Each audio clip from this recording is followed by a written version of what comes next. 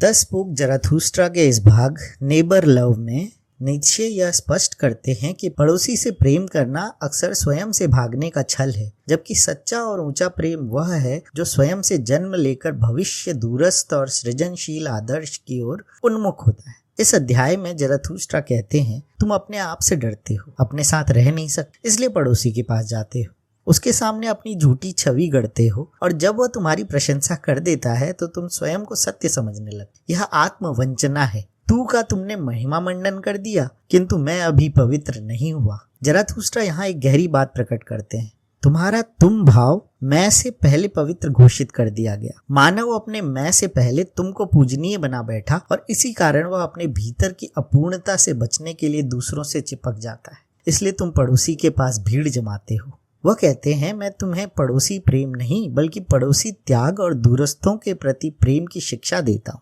क्योंकि ऊंचा प्रेम वह है जो भविष्य और दूर के मनुष्य के लिए जलता है, और उससे भी ऊंचा वह है जो वस्तुओं और कल्पनाओं में अपने आदर्श को देखता है। तुम स्वयं से प्रेम नहीं करते, इसलिए तुम अपने पड़ोसी को भ्रम में फंसाकर स्वयं को अच्छा सिद्ध करना चाहते हो। तुम साक्षी बुलाते हो ताकि तुम्हें अच्छा कहा जाए, और जब वह तुम्हारे भ्रम में आ जाता है तब तुम भी अपने बारे में प्रसन्न होते हो।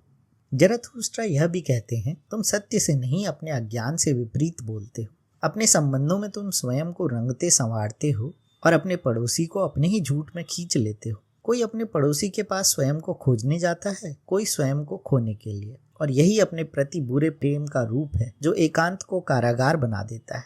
इसलिए ज़राथुस्ट्रा कहते हैं, मैं तुम्हें पड़ोसी नहीं मित्र सिखाता हूँ। मित्र जो पृथ्वी का उत्सव हो, अति मानव की झलक हो, सृजनशील मित्र जिसके भीतर संपूर्ण विश्व समाया हो, जो अपने अनुभव से विश्व को खोलता भी हो और पुनः उसे अर्थ के वलयों में समेटता भी हो। अपने आज का प्रेरणा स्रोत भविष्य और दूरस्थ को बनाओ।